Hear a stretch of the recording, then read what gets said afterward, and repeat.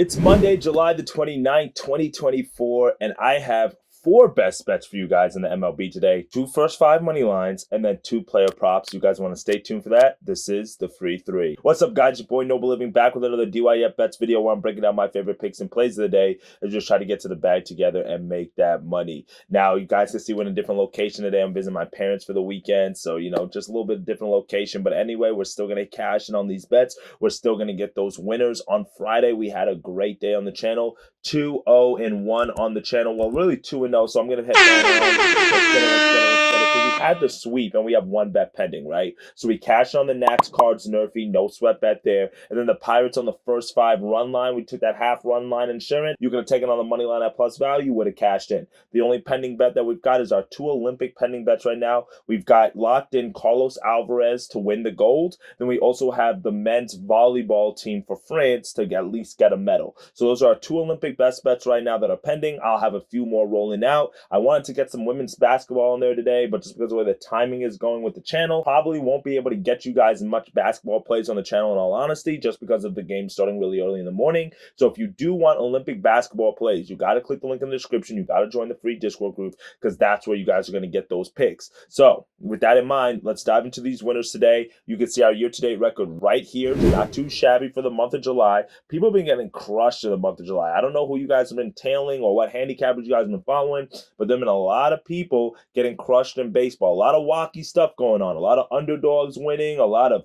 high totals. I mean, just a lot of crazy stuff going on. But that's why you got to take it one bet at a time. You got to be consistent. So hopefully today we can be able to stay on the right side of things with four best bets on the way. Let's dive into these winners for this Monday card.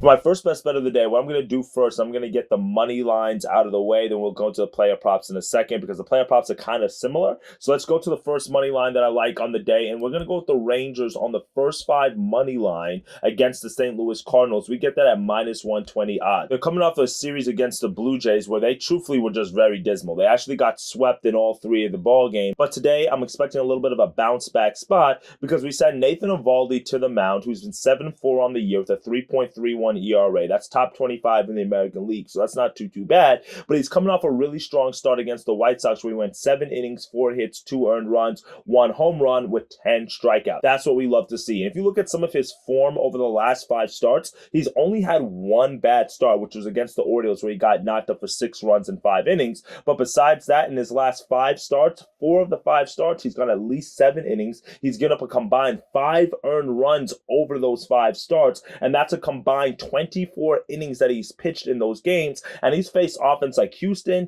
Tampa Bay, and the Padres. So it's not like he's facing all like White Sox caliber teams. So Nathan Eovaldi's been really good. The Rangers are 4-1 in those starts. The only loss was coming against the Orioles. So that's why I really like the Rangers here to get off to a quick start. Meanwhile, the Cardinals are sending Andre Palante to the mound, and Andre Palante is not too bad, but he's a guy that's coming from the bullpen, and he's now trying to be converted into a starter. 3.92 ERA on the year, and he's coming off a start against the Pirates where he went 6 innings, 3 hits, 1 earned run. The thing about Palante that I'm not really a big fan of is he doesn't miss a whole lot of bats. He had only 3 strikeouts in his last start. His start before that, he only had 5 strikeouts. And we know that this is a Rangers offense that if you're pitching the ball over the plate with Simeon, with Seager, with Garcia, with Lowe, there are guys there that can really hit the ball well. And that to me is a point of concern here. That for me is a point of concern here. And when we've also seen Palante go against a strong offense like he did against the Royals 2 starts ago, 6 hits, 4 earned runs, 1 home run in 6 1/3 innings. He also had a rough start against the Giants back on the 20th of June, where he went 7 hits,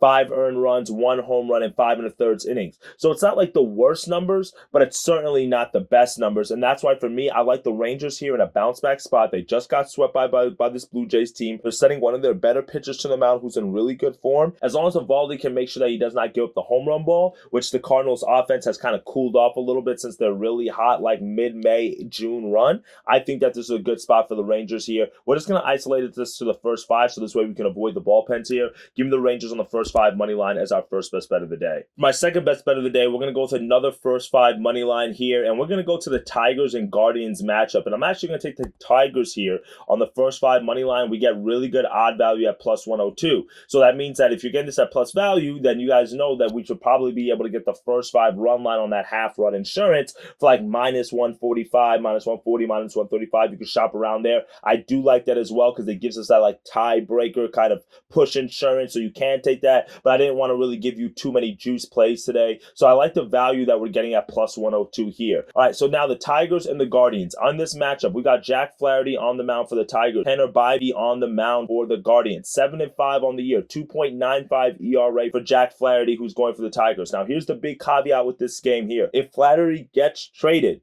obviously don't take the play. Just want to make that clear, right? He's one of the names that are being tossed around in the trade deadline. I mean, we literally saw Chris Morales get traded in the middle of the game from the Cubs yesterday and got pulled. So I don't know what's going on right now in the MLB. Jazz Chisholm got traded to the Yankees. There's a lot of deals going on. And the way that it's looking, the deal could happen right before the first pitch. So if this game does get started and Flaherty is not on the mound, it is a wash. We're not going to take it. But Flaherty has faced this Guardians lineup 3 times this year. And that's normally a point of concern for me. But look at his numbers against this Guardians team. In his last start, which is literally the last game he faced them back on the 24th of July, like 5 days ago, 6 innings, 3 hits, 1 run given up, which was not an earned run, to go with 6 strikeouts. That was actually a 2-1 loss for the Tigers there. And his 2 earned runs given up, which was just 1 home run, so not too bad. And then another start against them back on July the 11th, 6 hits, 2 hits, 1 earned run given up, which was a home run, and a 10-1 win for the Tigers. So in his 3 starts, this is what happened for the Tigers. 2-1 loss,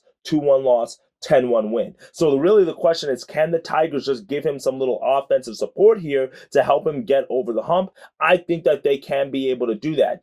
Tanner Bybee is a guy who has been strong this year, 3.5 ERA with an 8-4 record, but he's also faced this Tigers offense 3 times this year, which is, and then a point of concern when you're Bybee, not necessarily Flaherty. It's like kind of contradicting, but Flaherty's a really strong pitcher. Now, Bybee's not bad, but we've seen Bybee at times can get knocked up. In his last start against the Tigers back on the 24th of July, he went 5 innings, 2 hits, 1 earned run, 1 home run given up, but he only had 4 strikeouts, so he's not missing a whole lot of bats. His start against the Tigers on July the 10th, it was a 5-4 loss for the Guardians, and he gave up 4 earned runs and 5 hits and 3 walks over just 7 innings, so that would have lost for them. And then the start in his other start against the Tigers this year, it was a 5-4 win for the Guardians in extra innings, but Bybee only went 4 innings because he gave up another 4 earned runs. So just off of the 2 game logs alone, we've seen that Flaherty has not given up more than 2 runs to this Guardians team, and that was way back in May. Meanwhile, Bybee has 2 starts against this Tigers offense where he's given up at least 4 runs, even though he's coming off of his best start against them, which was just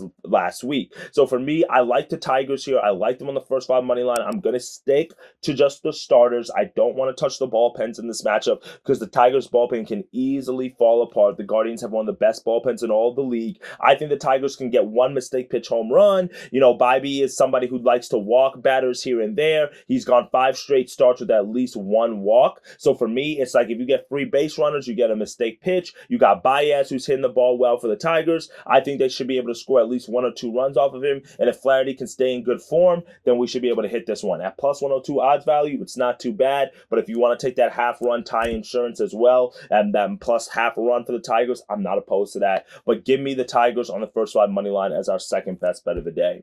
Now, for our third best bet of the day, we're going to go with 2 player props here. So this is our third and fourth best bet of the day. And they're actually going to be very similar because they're coming from the same series. So the first one I'm going to go with is Luis Hill, over 15.5 pitching outs, minus 125 odds. Now, Luis Hill is on the mound as the Yankees are flying to Philadelphia to take on the Phillies. Now, coming off of a Sunday night baseball matchup where they were able to beat up on the Red Sox, I do like the Phillies on the money line in this matchup as Zach Wheeler's on the mound. I'm just not willing to lay the minus 150 juice, but this is the reason why I like Luis Hill here. He has a 3.1 ERA on the year, which is top 20 in the American League. He's 10-5 on the year, which is top 10 in the American League. He has 124 strikeouts, which is top 25 in the American League. So he's been very solid this year for the Yankees. Obviously, to start the year, he was in amazing form, and we saw a little bit of regression coming, right? Because, I mean, let's just keep in mind, like, this was a guy for the first 2 months of the year, he was basically unhittable. All of June, he had quality starts, literally 6 innings or deeper. So for me, this is a guy that we've seen been able to go deep into games. He hasn't gone as deep as we're used to seeing. Why? Because he's just been giving up more contact lately. He's only gone over this total in 2 of the last 5 starts.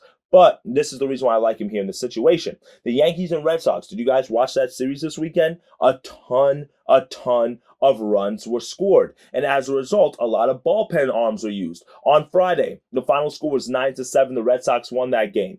Guess how many bullpen arms the Yankees used in that start?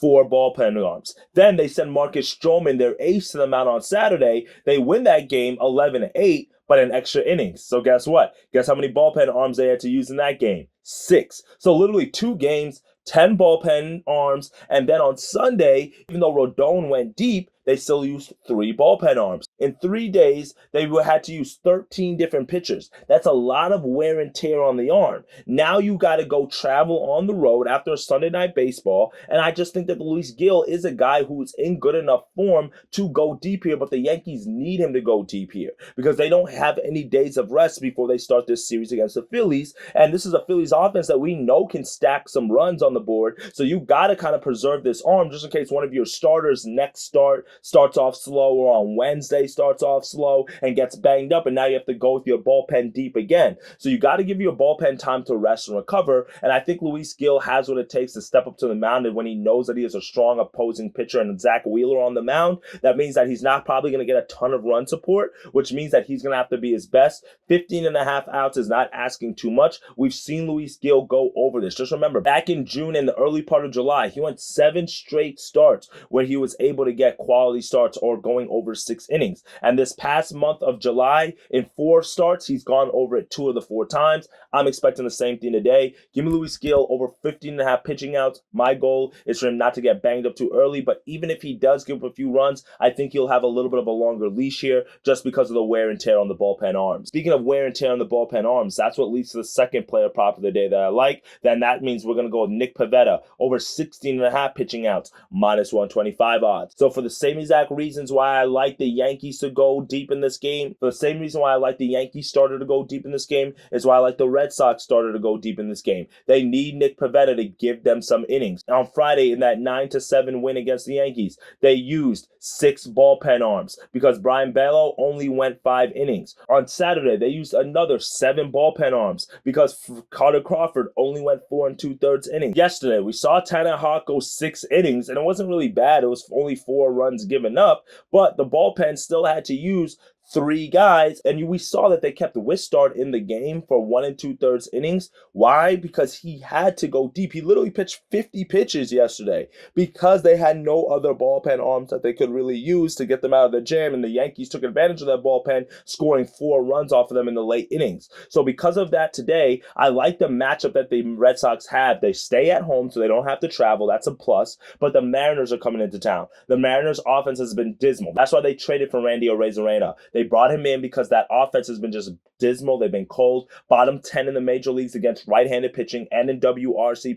So I think Nick Pivetta is somebody who can go deep into this game, not only because the Mariners' offense is just not that strong, but again, there's no rest period in this series. They used a ton of bullpen arms over the weekend. They have to get some innings out of their starter today, so this way they can go deep and be able to manage the arm throughout the rest of the week. So for me, give me Nick Pivetta over 16.5 pitching outs. I'm not overthinking it. I do like the Red Sox to win this game as well, but Logan Gilbert's on the mound for the Mariners. We know how strong Logan Gilbert is, 2.72 ERA on the year, so this could be easily a low-scoring 3-4-2-1 type. I wouldn't say I lean towards the under, though, just because of how strong the Red Sox offense has been, but it can possibly happen when this game goes under. One thing that I do know is that the Red Sox need a pitcher like Pivetta to go deep here. We've seen him go deep before at times, even this past month. Last start against the Rockies, he got crushed. 2 2/3 innings, 8 runs. He didn't make it out of the 3rd inning. But his start before that, 6 innings against the Dodgers, no run given up. His start before that against the A's, 6 2/3 innings. His start before that, 7 innings. So we've seen him go over this number in 3 of the last 4 games.